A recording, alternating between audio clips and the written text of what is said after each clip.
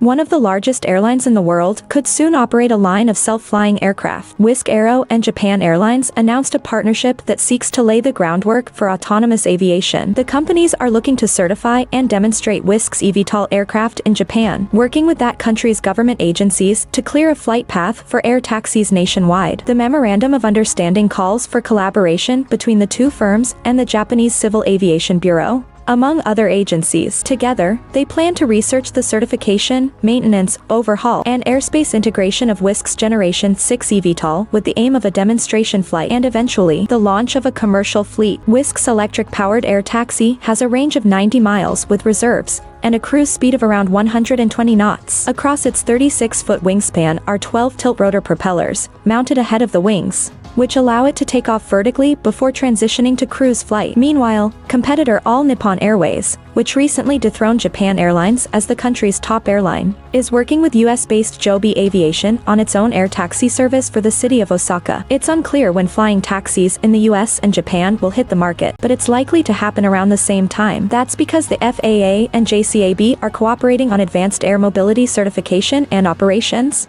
sharing research and ideas to help get the industry off the ground. 2025 seems to be a good estimate of when air taxis will enter service. It's the year Japan Airlines, Joby, SkyDrive, and others are targeting commercial launches, with additional companies only looking further out. Even then, chances are that pilots are not in immediate danger of losing their jobs. Early eVTOLs will likely be expensive and therefore niche, limited to applications such as tourism and private business flights. Wisk is one of only a handful of eVTOL companies attempting to remove the pilot from the aircraft entirely, though others could follow over the next decade. If you're curious about how they'll eventually be integrated into airspace, keep an eye on Wisk, Japan Airlines, and others who are pushing for a new network of self-flying aircraft.